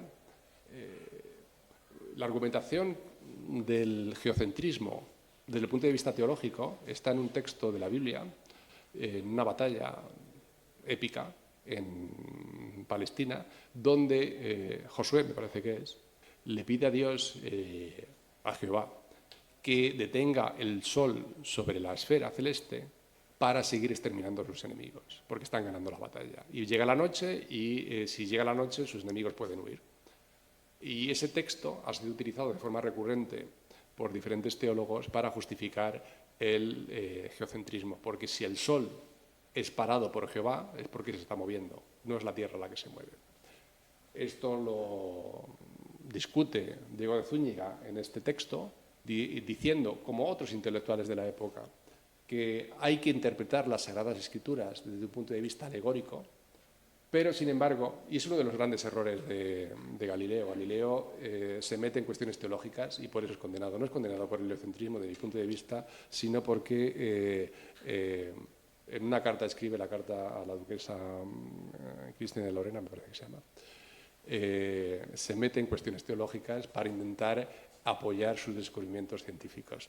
Ahí comete, yo creo que un error. No fue el único que cometió. Pero en cualquier caso, hay unos teólogos que sí son partidarios dentro del mundo católico, que sí son partidarios de la nueva versión cosmográfica del universo. Lo que pasa que en la batalla intelectual, la batalla teológica, terminan perdiendo y, por ejemplo, este trabajo es prohibido. Este sí que es prohibido. De Revolutionibus no llega a ser prohibido en 1616, solo es, no recuerdo el término técnico, es secuestrado, pero no es la palabra que utilizan, hasta su corrección de las partes más problemáticas, y a Galileo se le prohíbe la enseñanza del heliocentrismo. De hecho, la censura y la autocensura siempre han sido muy importantes. Este es el texto manuscrito de Revolutionibus, que sí se conserva ahora mismo en la Universidad de Cracovia, después de un periplo bastante también peculiar. Y si vemos en el texto y ampliamos esta parte, en este texto menciona a Aristarco de Samos.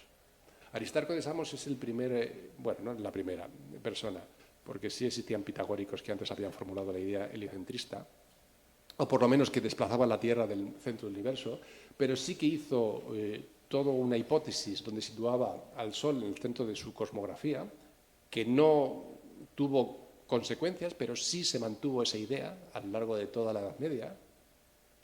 Y Copérnico sí le conoce, su trabajo, lo menciona en el texto manuscrito y, sin embargo, aparece tachado en el mismo texto manuscrito y no aparece en el texto impreso.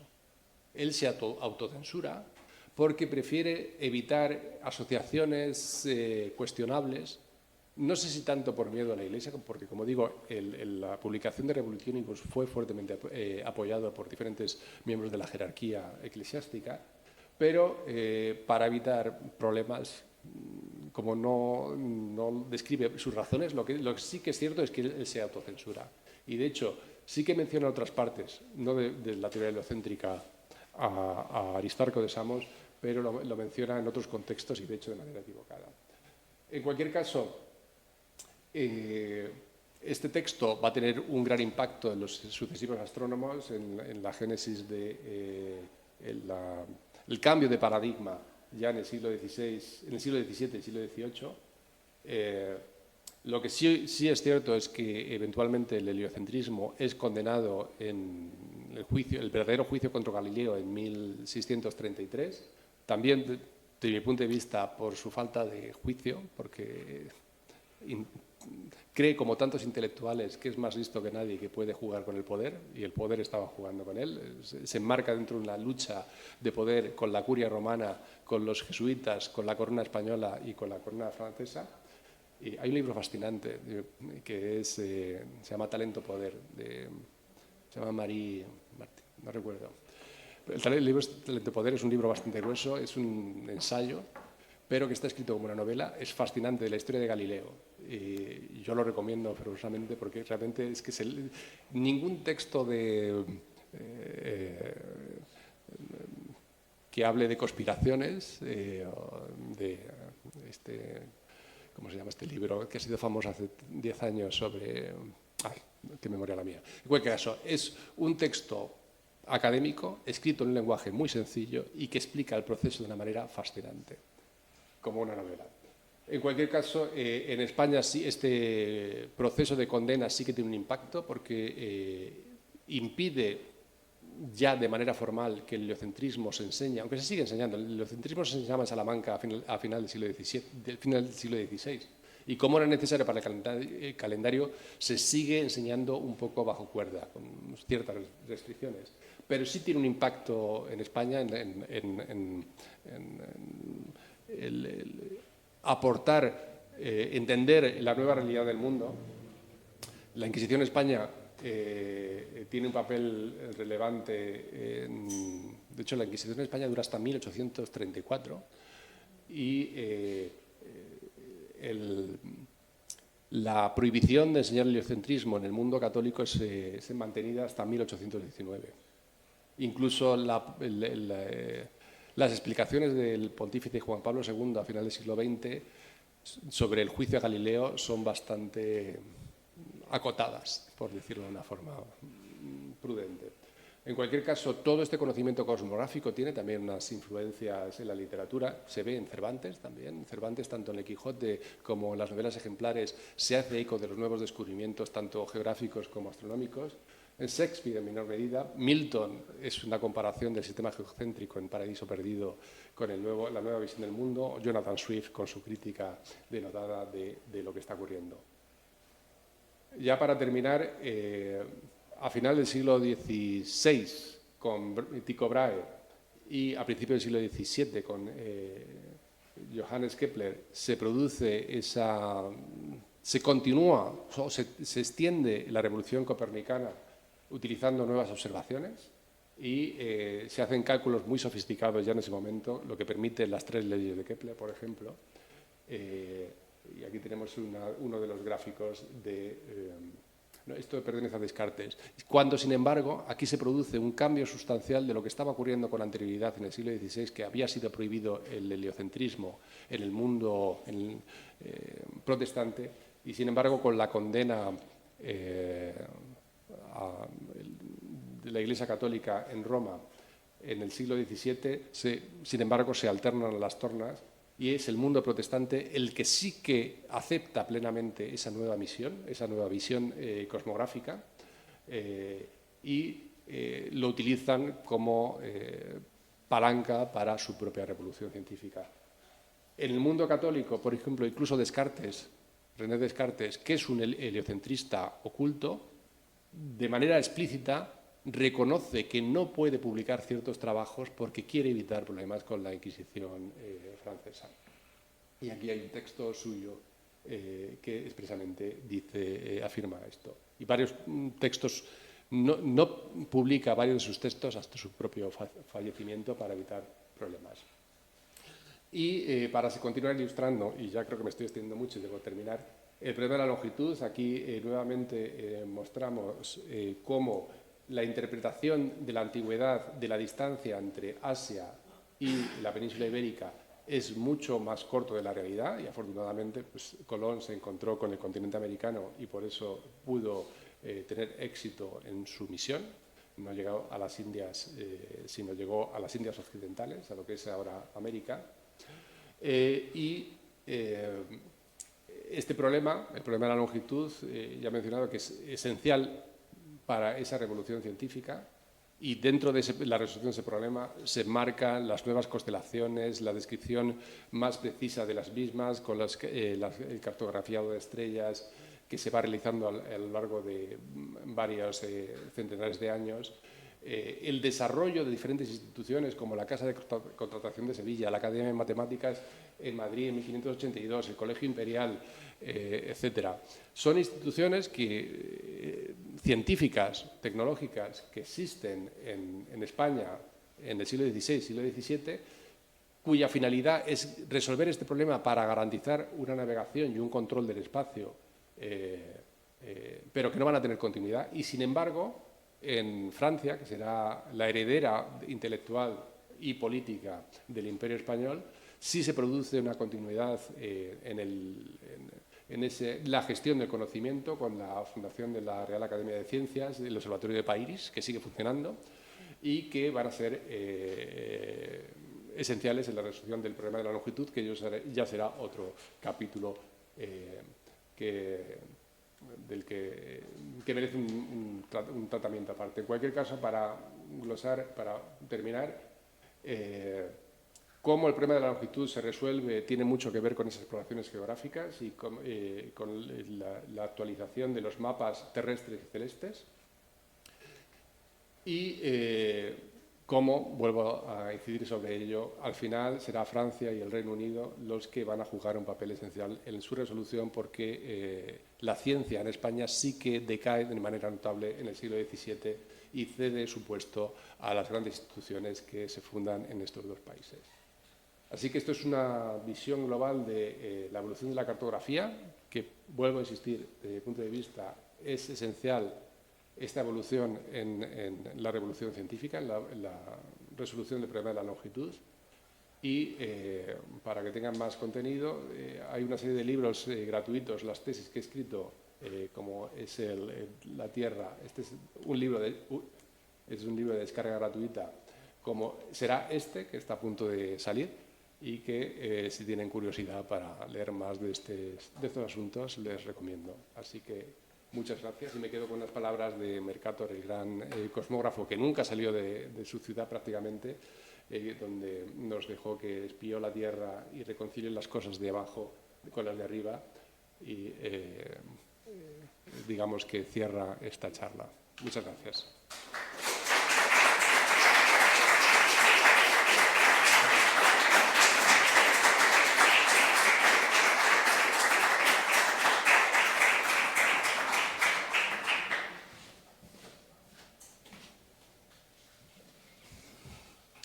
Bueno, pues muchas gracias, David, por la charla, y ahora tenemos tiempo para preguntas, comentarios.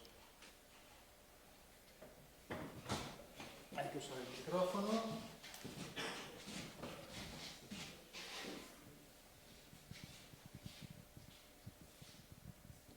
Hola, buenas noches. Gracias por todo el regalo de información, pero por curiosidad, no sé, se ha centrado en el mundo moderno nuestro, y me gustaría saber si en Extremo Oriente, es decir, es el mundo actual y Oriente Próximo y Medio, y en Extremo Oriente el estado de la cultura al respecto, ¿se tiene conocimiento de cómo estaba? Bueno, yo no soy un experto en lo que sea cosmografía en Oriente, pero sí que puedo decir que hay a grosso modo, dos escuelas de interpretación de la interacción entre Oriente y Occidente. Una más tradicional, que viene a decir que Occidente es la cuna de todo y lo demás no tiene importancia o es accesorio, y una revisión, un revisionismo de esta visión, que es el extremo contrario, que viene a decir que realmente la aportación occidental es mínima y ha sido siempre, hemos utilizado como fuente Oriente de nuestro conocimiento, contándolo de otra forma. Yo creo que ninguna de las dos es acertada, pero en cualquier caso también creo, si pensamos que Oriente es China, la civilización china no es tan maravillosa ni ahora ni entonces como a veces creemos. Por ejemplo, por poner un ejemplo, la brújula, que en muchos manuales se dice que es un invento chino, se inventó de manera simultánea en Occidente y en China. Son dos. Pues creemos que es un descubrimiento o una creación paralela.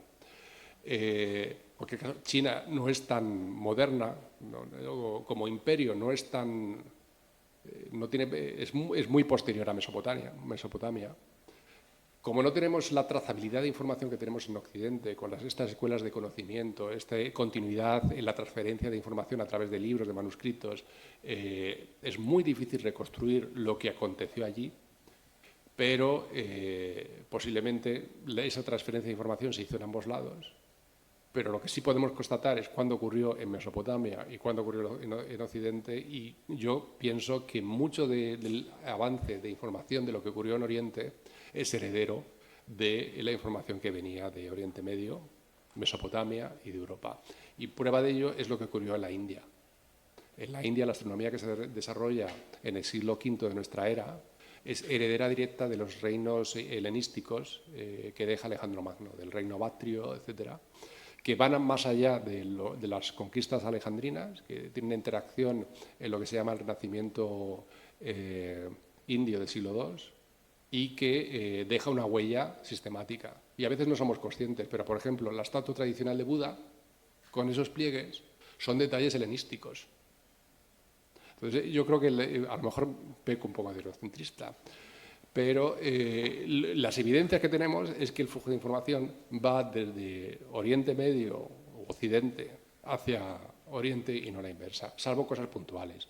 Sí que es cierto que hay algunos mapas cartografiados de siglo XIII, coreanos, por ejemplo, del siglo XIV, pero, por poner un ejemplo, en la gran exploración china del siglo XV del Índico, manda un emperador, no recuerdo el nombre, a un almirante eunuco, es un detalle no recuerdo el nombre de esta persona, con una gran cantidad de barcos a explorar el Índico, pero eso no tiene trascendencia. O sea, no innovan el conocimiento cartográfico, no crean nuevas redes comerciales, no conquistan físicamente los nuevos territorios. No tiene cara y cruz del proceso europeo de descubrimiento y conquista. Pero eso, lo importante es que no tiene consecuencias. O sea, no importa que los vikingos estuvieran en Midland, que estuvieran en Terranova, porque no tiene consecuencias ni del conocimiento, ni políticas, ni económicas, ni en la estructura, ni la creación de nuevas estructuras. Es interesante desde el punto de vista histórico, pero no tiene trascendencia. Lo importante, para bien y para mal, es que Colón llega a América y a partir de ese momento cambia la situación. Entonces, lo que ocurrió en Asia, y en concreto en China como una de las potencias más importantes, pues tuvo su importancia local. Pero lo cierto es que, por ejemplo, cuando los jesuitas llegan a China en el siglo XVI y en el XVII, la tecnología es europea. Y ellos, el imperio chino, está interesado en los relojes occidentales, no a la inversa. También es cierto que nosotros, las potencias europeas, estaban interesadas en la porcelana china. Pero lo que quería el gobierno chino o el imperio chino era la plata americana y la tecnología en forma de relojes y ciertos productos también de lujo, ¿no? Muchas gracias.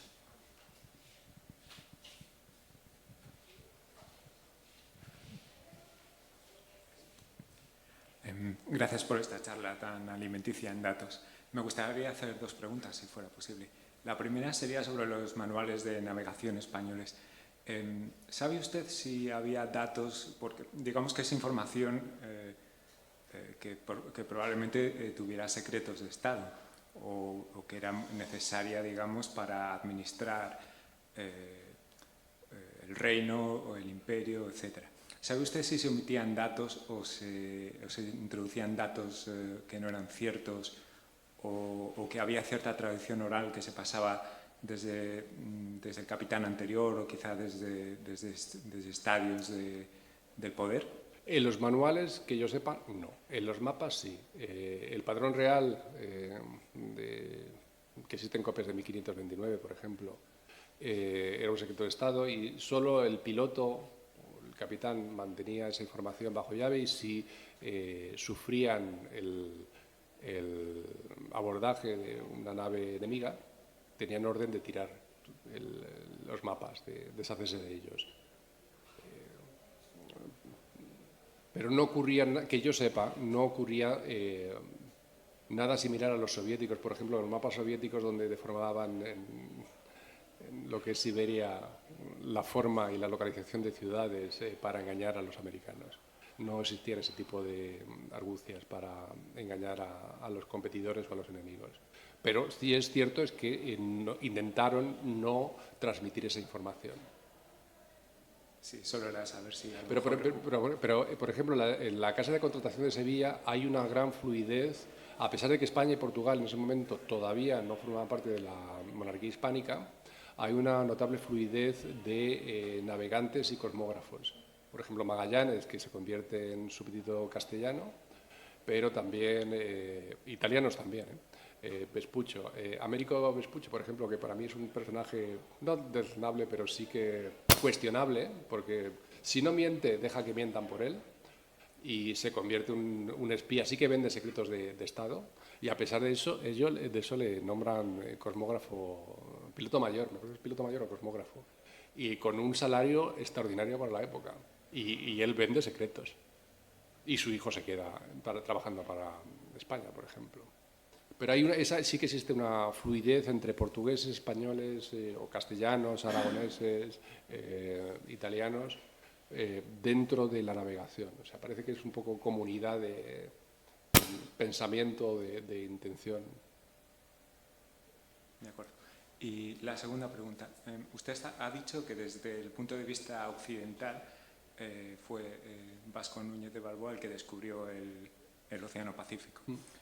Para descubrir un océano, en principio hay que tener en cuenta los conceptos de continente, hay que tener en cuenta que la Tierra no es plana, que es una esfera o un geoide. ¿Qué otros puntos de vista hay sobre el descubrimiento de un océano Pacífico? Muchas gracias. Es que una vez que él da nombre al océano, llega allí, ya nadie más puede descubrirlo. Desde el punto de vista occidental. Obviamente los incas lo conocían antes, que viajaban, y todos los navegantes de la expansión en las islas pacíficas del Polinesia, Micronesia, obviamente conocían el océano, pero no eran conscientes de su magnitud, no tienen la misma visión. De todas formas, no podemos ir al siglo VII, cuando se produce la expansión en Polinesia, a preguntarles cómo veían ellos su cosmografía. Ahora, de hecho, sí que empieza a haber trabajos para intentar recuperar, pero como todo está contaminado, después de 3 siglos de comunicación, 4 siglos de comunicación con Occidente, lo que puede interpretar una tradición oral de un navegante melanesio recogida en el siglo XIX por un intelectual europeo, posiblemente está fuertemente contaminada por lo que le está transmitiendo o por los 200 años de contactos anteriores. Y sobre esto hay una historia muy curiosa, que es la historia de los Dogon, que es una tribu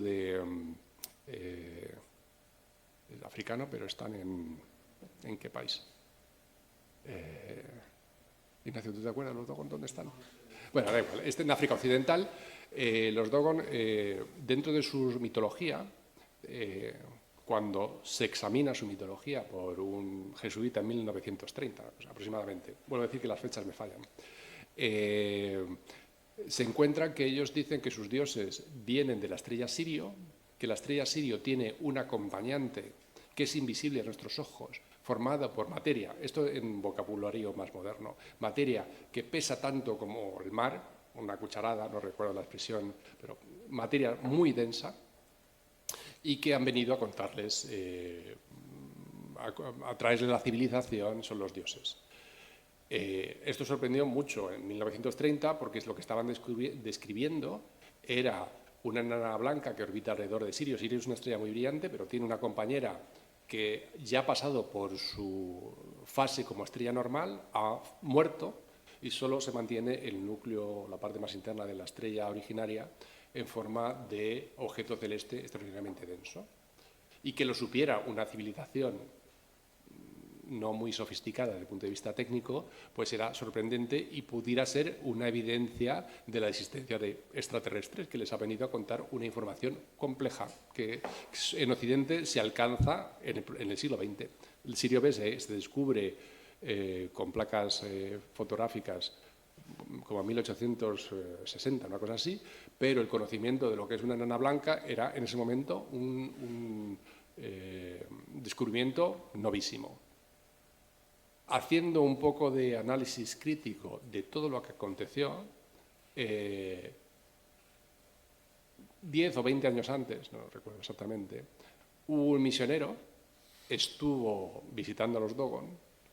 Como sabía que Sirio era muy importante para ellos, les contó, les actualizó su información con la última información que disponía el misionero sobre la existencia de Sirio B y sus propiedades físicas. Y los Dogon incorporaron esa información al corpus de su mitología e inmediatamente perdieron la fuente. Con esto quiero decir que las transferencias, la contaminación cultural ocurre con muchísima facilidad y el olvido de la fuente con más. Entonces, si volvemos a preguntar al conocimiento de los navegantes melanesios o micronesios sobre cómo exploran el mar y su conocimiento de la navegación y su conceptualización de ese espacio físico que es el Pacífico, esas ideas van a estar contaminadas. Entonces, ¿qué pensaban en origen? Como no tienen una cultura escrita, solo una cultura oral que es fácilmente contaminable, pues es muy difícil reconstruirlo. Es muy arriesgado intentar reconstruirlo. Una consulta que sale un poco de lo que estamos, pero en base a lo que usted dijo. ¿Existe alguna prueba realmente que existe vida en otro planeta? O existe, no, pero es que es interesante esto porque nos dicen tantas cosas o leemos tantas cosas, pero usted que está en este tema, ¿es posible? ¿Es tan grande esto? ¿Somos los únicos? No sé. Bueno, yo me dedico a eso, a buscar vida. Lo que puedo decir es que todavía, buscar en ambientes adecuados. Todavía no hemos encontrado actividad biológica, no hemos encontrado vida. En el sistema solar existen varios candidatos para la detección de esa actividad biológica, no solo Marte, posiblemente en el pasado, pero otros cuerpos dentro del sistema solar pueden albergar vida y estamos en ciertos desarrollos técnicos para enviar sondas a esos sitios e intentar averiguarlo. Desde mi punto de vista, y aquí se junta no solo el científico, sino también el intelectual, digámoslo así, pero ya es una visión personal, ya es subjetiva. Yo creo que la actividad biológica es una reacción química no excesivamente compleja, que solo requiere ciertos elementos y cierta estabilidad para que se produzca y se mantenga. En la Tierra apareció relativamente temprano. Tenemos evidencia de vida hace 3.800 millones de años. La Tierra tiene unos 4.500 millones de años. Posiblemente ocurrió antes, nuevamente es una especulación mía, y desapareció o no dejó evidencia, porque una cosa que algo ocurra y otra cosa que exista la evidencia de ese proceso, pero en cualquier caso ocurrió de forma temprana. Posiblemente también ha ocurrido algo en Marte, y de eso se tratan las misiones que estamos enviando. Encontrar evidencia de que en el pasado, o incluso en el presente, dudo que en el presente, pero pudiera ocurrir, exista vida a nivel unicelular, vida muy sencilla. El siguiente paso es una vida compleja, multicelular. En la Tierra tardó bastante tiempo, y requiere unas condiciones de estabilidad en el tiempo muy complejas. Entonces, mi visión personal es que la vida a nivel simple, a nivel unicelular, existe en muchos sitios del universo. Que exista vida más compleja es mucho más difícil. Y si me va a preguntar lo siguiente, que si existen otras civilizaciones, el hecho de que llevemos ya varias décadas buscando señales tecnológicas y que no hayamos descubierto ninguna, me dice mucho sobre la probabilidad de que exista vida inteligente más allá de nuestro planeta. De hecho, yo dudo a veces que exista vida inteligente en este planeta. Pero, en cualquier caso, también nos dice mucho sobre nuestra propia supervivencia. Dudo yo que seamos capaces de mantener una civilización tecnológica viendo que no encontramos nada afuera y viendo lo que estamos haciendo aquí ahora. Pero bueno, como digo, mucho de lo que he descrito en la última parte es pura especulación, es mi interpretación de la realidad. Lo que sí es cierto es que no hemos detectado ahora nada, ni nos estamos callando nada. O sea que nosotros también, así como usted dice que nuestras civilizaciones podemos también destruirnos y no dejar evidencia. Podría ocurrir, sí. De hecho, en nuestro propio planeta, varias civilizaciones se han suicidado. Han cometido una serie de errores, no han sido capaces de corregirlos y han terminado desapareciendo. Podemos repetir los errores porque los seres humanos sí que repetimos de manera reiterada y aprendemos muy poco del pasado.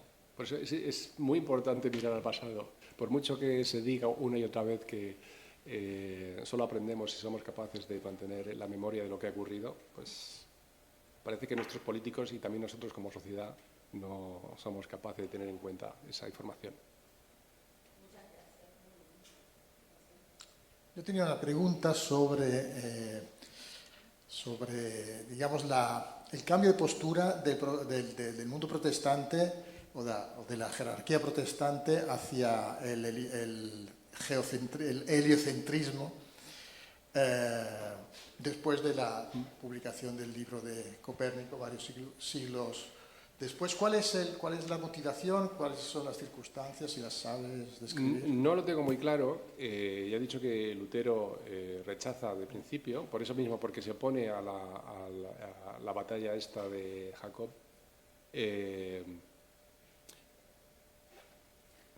Pero en varias universidades alemanas protestantes, y entre ellas donde se educa Kepler, inicialmente tiene una visión muy negativa, pero hay una serie de eruditos que empiezan a cambiar de opinión de manera sutil.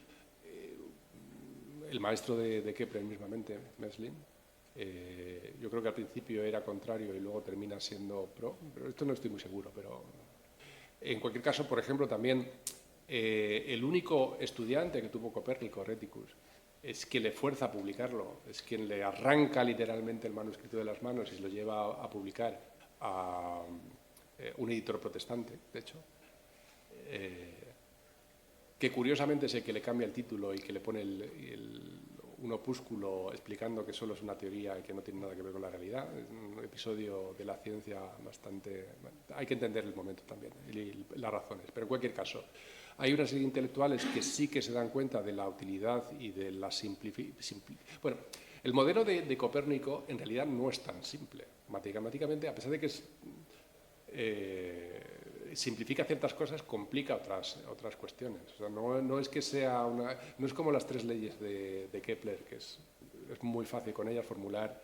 Es un problema que se hace en bachillerato. O sea pero calcular, según teoría geocéntrica o según el heliocentrismo copernicano, las posiciones y una tabla de movimientos de astros no es nada sencilla, sobre todo con las herramientas matemáticas que tenían en el siglo XVI. Pero sí que se dan cuenta que, desde el punto de vista intelectual, es mucho más elegante. O sea, la complejidad que había alcanzado para intentar determinar posiciones exactas el sistema geocéntrico era tal que ya incluso en la antigüedad se daban cuenta que era una construcción poco elegante intentar forzar órbitas circulares, con la Tierra en el centro, pero no estaba en el centro porque las órbitas no estaban centradas. Había una complejidad de movimientos, ¿no? Y entonces es un proceso que ocurre a lo largo de unas pocas décadas y que en paralelo en el mundo católico se produce la inversa. Y sobre todo porque yo creo que no hay ningún personaje que de manera abierta, como es Galileo, yo creo que Galileo es uno de los grandes héroes de los científicos y de cualquier persona que ha leído algo de ciencia. Sí, que Galileo es uno de los... Sí, es que me he ido alejando. Galileo es uno de los grandes héroes de la ciencia. Se le ve un poco un mártir como a Giordano Bruno por la condena de la Inquisición. Y sin embargo, según yo he ido profundizando en la figura de Galileo, reconozco su valor como intelectual y como científico, porque hizo innovaciones importantísimas en múltiples campos de la astronomía y de la física, de la matemática, pero desde el punto de vista personal me parece más y más antipático, porque es el intelectual característico pagado de sí mismo, que piensa que sabe más que todo el mundo, que cree que puede controlar lo que está aconteciendo y manipular la realidad e insultar al Papa, que es lo que hace cuando publica el diálogo de los dos sistemas máximos, y contravenir unas órdenes específicas que le habían dado, por muy injustas que fueran, por muy absurdas que sean, pero él, como creyente católico, tenía que seguir las enseñanzas de su Iglesia y, pues realmente genera una situación, fuerza que la Iglesia tenga que prohibir el heliocentrismo, con todo lo erróneo que sea, porque está prohibiendo unas ideas, ¿no? Pero en cierta medida, desde mi punto de vista, es Galileo quien fuerza la mano de la Iglesia, que hasta ese momento estaba jugando con la ambigüedad. Y en el mundo protestante, como no existe esa jerarquía tan fuerte, no existe una estructura única, existen diferentes grupos católicos, calvinistas, bueno, católicos no, luteranos, calvinistas, los anabaptistas.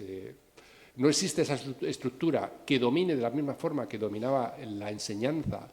Y además en Alemania existen los príncipes protestantes que también tienen un control, y eso es la reforma protestante al final, es el cambio del control político, no es un problema teológico también desde mi punto de vista, es que los príncipes alemanes se quieren liberar del peso de la jerarquía católica y del emperador, en ese momento Carlos I. Pero en cualquier caso, fuera de ese problema, no existe un control de la información igual y pues son capaces de liberarse de esas ideas iniciales contrarias al heliocentrismo. Muchas gracias. No sé si hay alguna pregunta más. Dígame, en todo esto que usted estuvo explicando, no, yo no veo la participación de las mujeres. Bueno, ahí abajo vi a Hipatia. Pero ¿me puede hablar de, hubo científicas, qué aporte fue el que hizo ella? Quiero saber un poco sobre ese tema, ¿o todo eran los varones? El problema de las mujeres en el mundo científico de la antigüedad, en la Edad Media en Europa o ya en la Edad Moderna, hay muy pocas figuras femeninas, culturalmente ellas no tenían acceso a la educación. Para jugar un papel significativo hasta cierto punto tienes que venir de una familia de eruditos que te diera acceso a esa información y que tuviera la flexibilidad intelectual para permitir que una mujer... En el mundo griego las mujeres estaban circunscritas al ambiente doméstico, salvo que fueran una hetaira.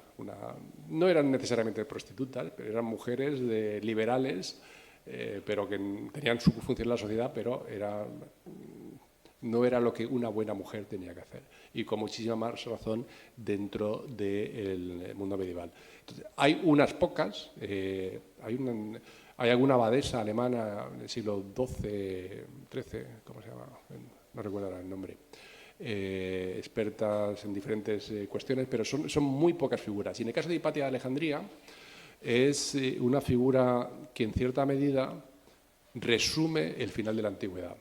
Hipatia de Alejandría es hija de un astrónomo bastante brillante, Teón de Alejandría, que juntos, de hecho, son los responsables del Almagesto, de la edición del Almagesto que utilizaron los árabes y que ha llegado hasta nosotros, pero ella va mucho más allá de lo que hace su padre. No es una figura accesoria de Teón, sino que ella también es una figura intelectual muy reconocida en principios del siglo V, una vez fallecido su padre, que reúne a su alrededor un grupo de intelectuales, una neoplatónica también, un grupo de intelectuales ya en un mundo cristiano, pero que se ve, en su caso, de manera involuntaria, involucrada en una lucha teológica entre dos versiones del cristianismo del momento, una de ellas que abogaba por una interpretación literal de la Biblia, nuevamente es la interpretación de la Biblia como fuente de conocimientos, y otra que propugnaba una interpretación más alegórica, más fundamentada en la tradición grecolatina intelectual, donde pierde esta última, y es la interpretación tradicional es la que va a mantenerse durante la Alta Edad Media, y donde también en la ciudad de Alejandría hay un componente también accesorio muy importante, que es una colonia judía muy importante. Entonces, la lucha entre cristianos ortodoxos, cristianos liberales, llamémoslo así, utilizando una nomenclatura del siglo XIX o más moderna, y los judíos ortodoxos de allí, junto con la lucha contra el poder bizantino, el representante, que además pertenece al círculo de Hipatia, es uno de sus alumnos, provoca que ella se encuentre sin quererlo en mitad de esa lucha política muy violenta y se la ve como el último exponente del paganismo. Había que tener en cuenta que unos pocos años antes, en el 391, se produce la destrucción del Serapeo, que es el último elemento de la Biblioteca de Alejandría.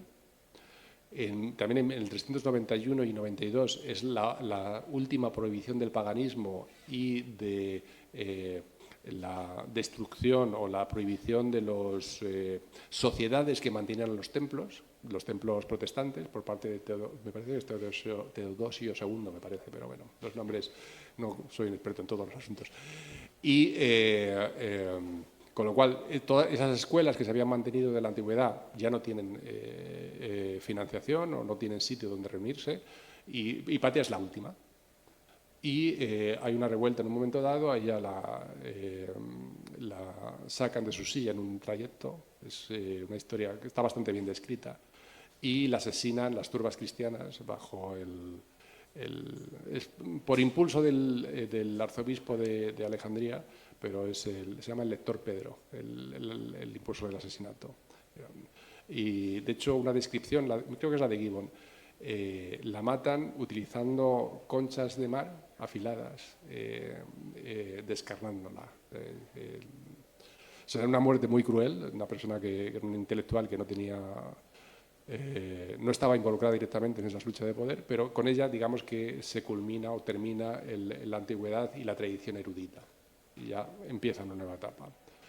Y, como digo, hay muy pocas figuras femeninas a lo largo de la historia de Occidente hasta ya el siglo... esencialmente es con la Ilustración o el principio del siglo XIX donde empiezan a aparecer las primeras figuras con notoria fuerza. Pero hay que tener en cuenta que es que muchas universidades estaban prohibidas el acceso a la mujer. Mi propia universidad americana, Harvard, tenía un college separado para mujeres hasta 1950. Bueno, pues muchas gracias. Agradecemos de nuevo la charla y la conversación.